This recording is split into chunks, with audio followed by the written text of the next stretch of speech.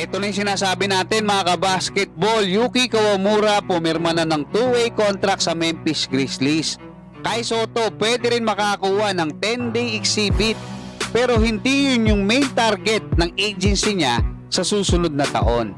Kanina nga mga kabasketball ay ibinalita na ng sikat na NBA insider na si Shams Charania na pinapirma na ng Memphis Grizzlies ang Japanese superstar at dating teammate ni Kai Sotto na si Yuki Kawamura ng isang 2-way NBA contract matapos nitong magtala ng 3.4 points at 4.2 assists per game sa 15 minutes na playing time sa NBA preseason para sa Memphis Grizzlies.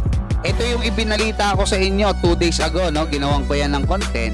Pero 3 days ago pa ay nakarating na sa akin yung balita na yan mga kabasketball. Naalala ko may nagsabi pa na may nag-comment na mag-a-unsub na raw siya sa akin kasi nga hindi raw totoo yung sinasabi ko na may kontrata na itong si Yuki Kawamura sa Memphis Grizzlies.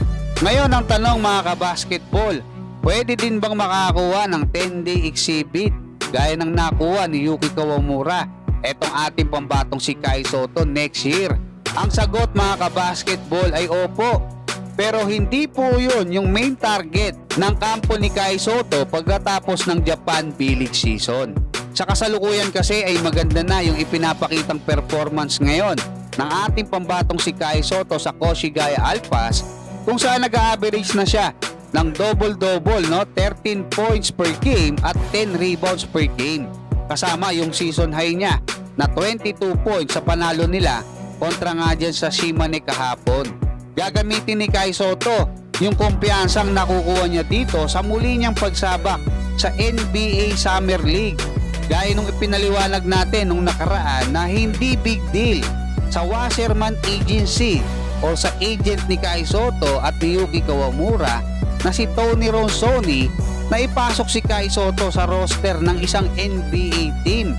Gaya nung dyan nga sa Summer League, no? Sa roster ng isang NBA Summer League mga kabasketball. Gaya ng ginawa noon kay Kai Sotto mula sa Hiroshima Dragonflies ay nakapaglaro siya sa Orlando Magic. Ang matindi pa doon mga kabasketball, wala doon sa tatlo na pinuntahan ni Kai kasi nag-minicamp si Kai diyan sa Utah Jazz, sa Dallas Mavericks, saka sa New York Knicks. Ngayon itong Orlando Magic na hindi naman siya nag-minicamp doon pa siya nakakuha ng roster spot. So ano ibig sabihin? Kayang-kaya siyang dalhin ng Wasserman Agency. Actually si Tony Ronzoni hindi po yan agent, Senior Director for Basketball ng Wasserman yan. So mataas yung posisyon niya mga kabasketball.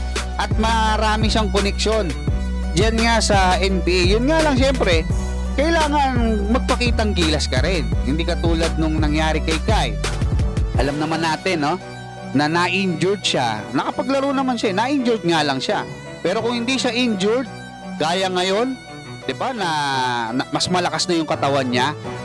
Kasi diyan sa NBA Summer League mga kabasketball, nanonood diyan yung halos lahat ng mga doon sa 30 na NBA teams, yung mga scouts, yung mga GM, yung mga executive, yung mga owners, nakatutok dyan mga kabasketball. At kapag maganda yung ipinakitang performance ni Kai Sotto, pwede ka agad siyang makakuha ng 2-way contract or standard contract.